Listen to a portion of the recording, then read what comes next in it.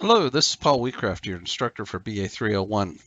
So this first week, I want to give you a little bit of an overview of the course, what you're going to be doing, some of my expectations. I'll touch briefly on the syllabus. All this information is contained in the course website, so make sure you familiarize yourself with that and let me know if you have any questions. So let's talk a little bit.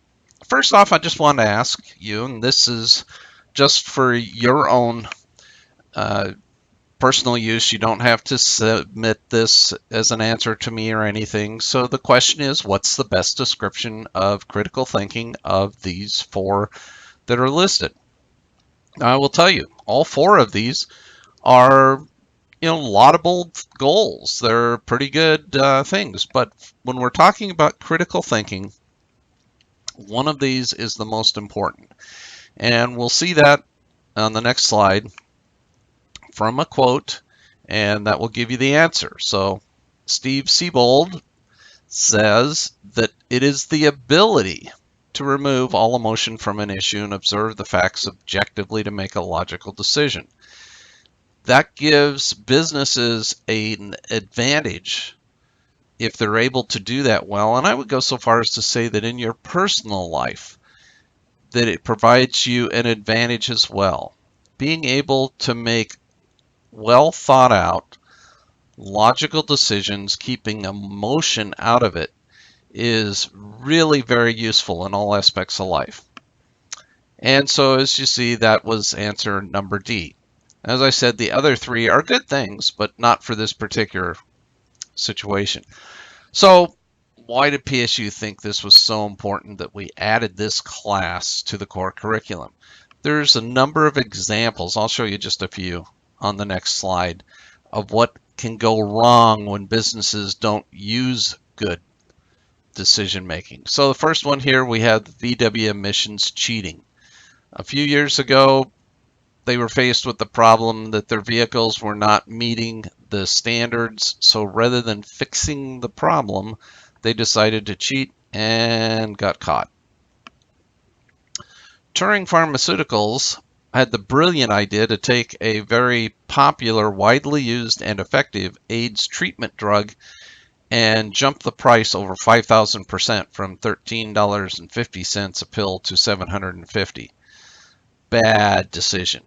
The Space Shuttle Columbia, if you're not familiar with, it exploded upon takeoff, and it was due to a faulty rubber gasket, as the analysis turned out later. That could have been prevented. There were a number of indications along the way, key points where they did not use good thinking, critical thinking skills that could have been avoided. The levee construction in New Orleans. Okay, here's a great idea. Let's build a major city that is several feet below sea level on the coast, and then let's build up a bunch of earthen walls around the city to keep the ocean out. And well, since those walls leak, we have to have pumps that run 24 hours a day. Great idea, right? Not so when Katrina hit.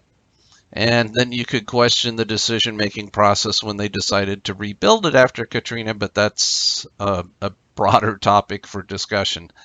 And something, though, that is more current is the Boeing 737 MAX. So Boeing identified that there was a possibility of a sensor causing some issues with the plane. So rather than issuing a mandatory fix to all the planes, they offered it as an optional upgrade to the planes. Unfortunately, the two major crashes that happened would have been prevented if that had been implemented in those two planes. So it was a very bad decision not to do a mandatory upgrade of all the existing planes that they had sold. Okay, make sure you read through this syllabus. There's a lot of information in there about the course, my expectations. I just wanted to cover a few things in particular. Best way to contact me is via email. And if you can, in the subject line, please include, course title BA301 and what the purpose of your email is. I get a lot of email, so that will help me identify the ones that I need to answer very quickly. please proof your emails. Not so much for me, but as for you. In the business world, if you want to be taken seriously, you have to have well-written communications, including emails. So just make that a habit. So before you hit send, read it over, make sure the autocorrect hasn't done something you didn't want it to. Just make sure before you hit send that it is a professional email. Now, I spend a lot of time on my computer, probably too much time. And so oftentimes you may get a response within hours or even minutes of your request, but don't expect that.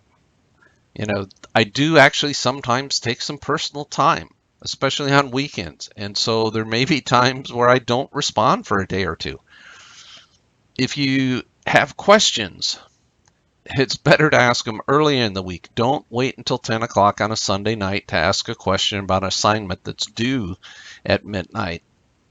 You may not get an answer back from me. So I really encourage you to take a look at the assignments at the beginning of the week. Make sure you understand them. And if you have any questions, by all means, ask me. Do in your communication, though, be clear as to what you're asking. If you want to know, does this need to be 1 page or 2 page, just make it crystal clear what your question is. And I do have office hours posted on the syllabus. They're virtual office hours, so we can do a Google Hangouts meeting, or if you prefer, we can do just a phone conversation. Or I'm also available. I will come into campus and meet with you in person. Just have to arrange that upon request. So let me know which of those, if you need to talk to me, which of those you would prefer methods. I do want you to be successful. I'm more than happy to meet with you to that end. So the textbook, the good news is there's no textbook. So don't have to spend any money. Now there are a couple supplemental things. There's also supplemental materials listed on the course website. Those are optional. You don't have to. There is a research paper that really encompasses the entire term. It's not just the end of the term, but actually every assignment we do along the way is helping you build that research paper.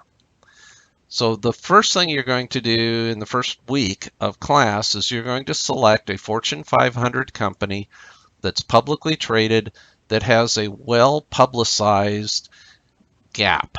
And by gap, I mean they said they were going to do something and they didn't. They said they were going to grow sales by 20%. They only grew sales by 10%. They said they were going to launch a new product March 1st. Here it is, the beginning of October, and they still haven't launched it. So again, it's a publicly stated goal that they didn't achieve, and it should be one that's well documented. In doing your research, you don't want to pick some obscure company with an obscure little known problem that nobody has written about. Make it easy on yourself. Do a quick search if you think you have a company and an issue. Do a quick search and see how many articles you find. If you find a whole bunch of them, then you say, okay, this one will probably work. And then you're going to use the problem-solving tools that we're going to talk about during the term to help identify the root cause. Why did they miss that performance goal? Then you're going to come up with what are some possible ways that they could have avoided that. What are the fixes, the solutions? And then you're going to pick one and then write it up and present it in the form of the term paper. This will be due the last week of class. And so everything is posted on the course website as to when the due dates are so that there's no ambiguity there. I will say that most of the good papers are at least 8 to 10 pages of written text that excludes graphics, table of contents, bibliography, cover sheets. That's just 8 to 10 pages of written analysis. And that's single line spaced using the style guide for the course, which is not an MLA or academic style. It's a business style. So make sure you're familiar with that so that you choose the appropriate format for your write-up.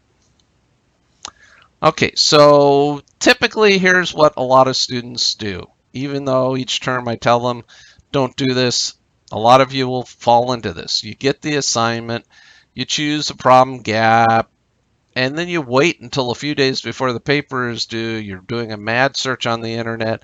You're writing up the paper at the very last minute, and then you just pray that you got a good enough grade to pass the class. Not a good strategy. Well, here's a better strategy. You get the assignment, you select your problem gap, you spend some time doing the research, gathering all that data and articles together, and then you get distracted and you set it aside, and now it's just a few days until the paper is due and you're in a mad panic. You write it, and then again you pray and hope that it was good enough to pass the class. Here's the best strategy.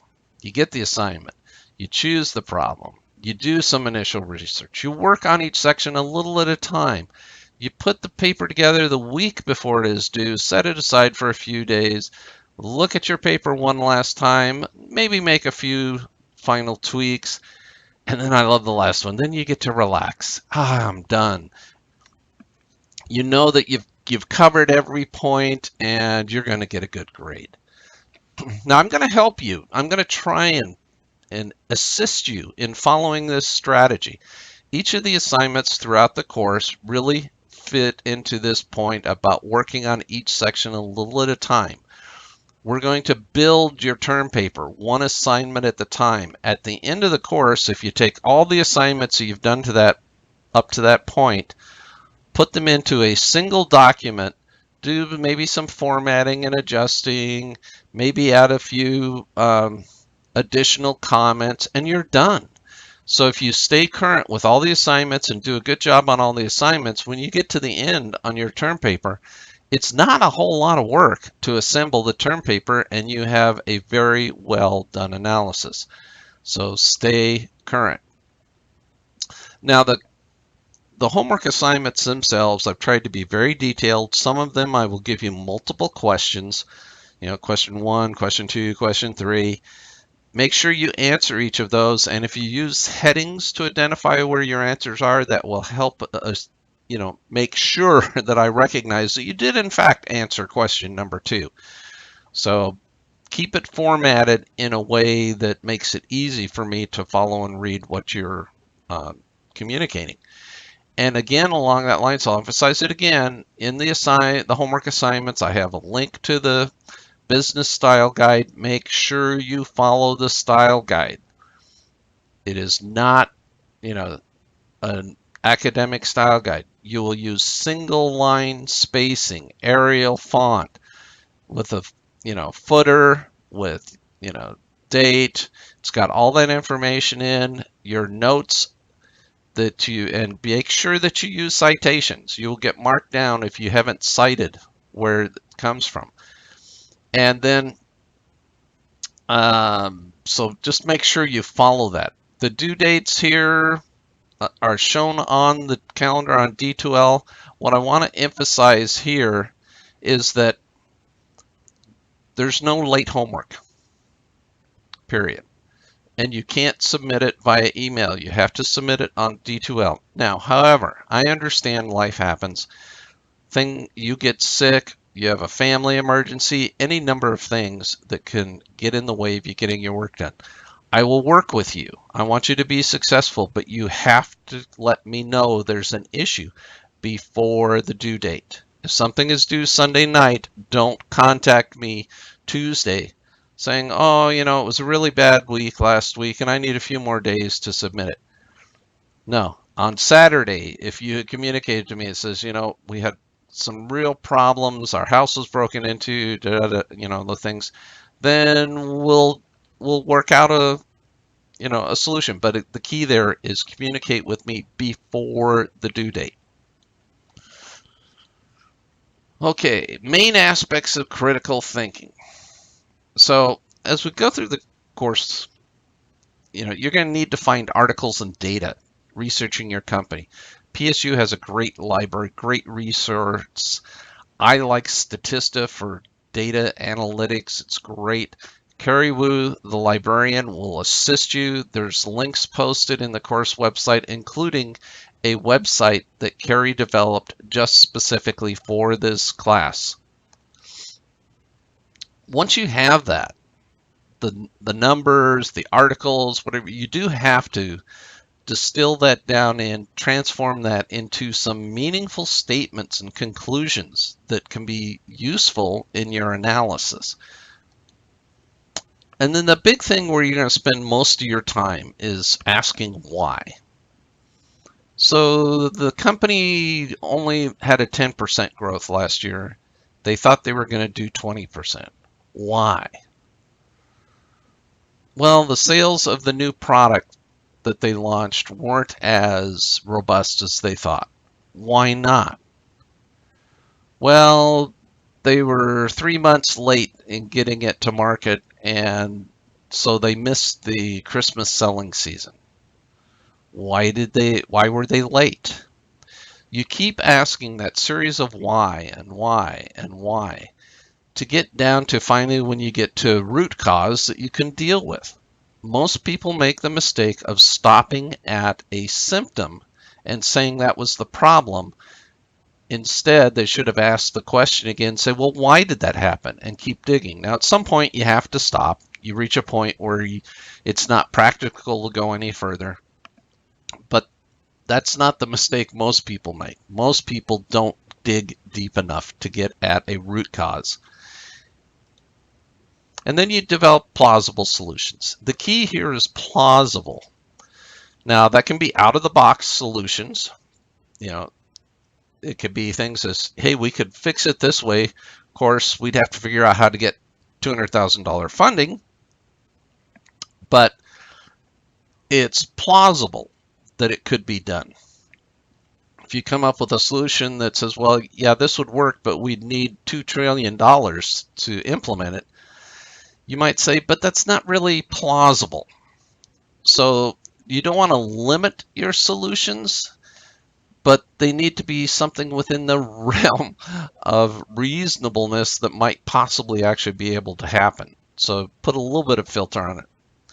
And then you have to look at all the different solutions and choose one. Usually you will come up with multiple solutions that are plausible. 3, 6, 12, 20 different solutions might be plausible. How do you choose one? How do you go back to that first statement of critical thinking where it says we want to take the emotion out of it?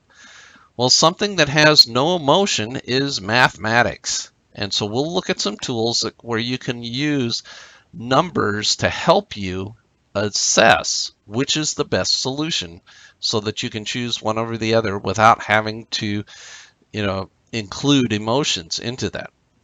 And then you need to indicate how you're going to implement the solution. And this next point coming up is perhaps the most important. You have to measure the success of your solution and your implementation. Did it accomplish what you expected it to? If it didn't, you have a gap. You expected it to do this, but it didn't. Then you ask yourself, well, why not? And so you're going back through the process. You may have to make a mid-course correction. This is a great quote I like from Norman Vincent Peale. When you have that gap, that issue, that problem, study it. Immerse yourself in it until you are completely knowledgeable. Then you will be able to identify that weak spot. And I like his last part. And the rest will be easy. So if you do your upfront work in thoroughly analyzing the issue and the problem, the solutions are easy. So here's what we're going to do for the course. We'll start by looking at your company. You'll look at the context and background. What's the legal environment of the company? What's going on? What's with the competition? A whole variety of things. And then you're going to define, okay, what was the gap? What was the issue? What was the problem? Their missed sales goals, whatever it turns out you selected. And then you're going to look at what are the solutions? And then you're going to choose the solution based on your decision-making tools. And then lastly, you're going to need to communicate that choice and implement it and evaluate it. So let's look at those in a little more detail on each one. Okay, so the first thing is you're going to look at the mission and vision of the company. Read those mission statements, the vision statements. It tells you who the company is, what's their passion. And then you want to look at their situation with the competition. What are their strengths and weaknesses? That's going to be the first assignment that you're looking at, is that context, background of the company, including a SWOT analysis. Then you need to describe the problem itself. I like Albert Einstein's statement here. If you can't explain it simply, you don't understand it well enough. You should be able to state your problem, your issue, in a succinct one-sentence statement. If you're finding you need a paragraph to describe the issue or the problem, you don't understand it well enough. You should be able to have a very concise description of the issue you're dealing with. Developing the solutions. Sometimes this involves thinking out of the box. It can be expensive, innovative, or it can be really inexpensive. Anyone who's ever drilled a hole in sheetrock in your house knows that when you drill the hole, you end up with all this fine dust that falls down to the floor that you have to clean up. So I like this. Someone came up with the idea, well, let's take a yellow Post-it note and you put it on the wall right below where you're going to drill the hole. You fold the Post-it note up on the edge here. Now all that sheetrock dust falls down and is captured by that. So when you're done, you just carefully pick that up, throw it away. You don't have any sheetrock dust on the floor, and you didn't leave any residue on the wall. Brilliant solution. Okay, then you have to evaluate all the possible solutions and choose one. Now, you could flip a coin, but that's not the best way to make a decision. It certainly takes the emotion out of the process, but it's not a smart business tool. However, we will cover, weighted matrix methodology for making decisions, and it's actually a very useful tool in your personal life as well, too, when you're faced with, some different options. It allows you to assign some value to it. And then the last, you have to communicate it. I will include a link to the Death by PowerPoint video. It's a humorous video that was produced by a comedian, but it's very true. You do have to be effective in your communications. Now, for this class, we're not going to use PowerPoint to communicate your final paper. Instead, it'll be a written report. But make sure that you develop good PowerPoint skills during your time at PSU, as well as the written skills. So in order to take the quiz for this week, there's a password you have to provide. And so the password for week number 1 is emotion. It is case sensitive. So when you go to take the quiz for week number 1, type in emotion, and then that will open up the quiz for you so that you can take the test. And with that, we've covered, there's the course outline as to how things are going to, basically high level we're going to cover. I look forward to this term, having good interactions with you. Again, if you have any questions, communicate with me as quickly as possible.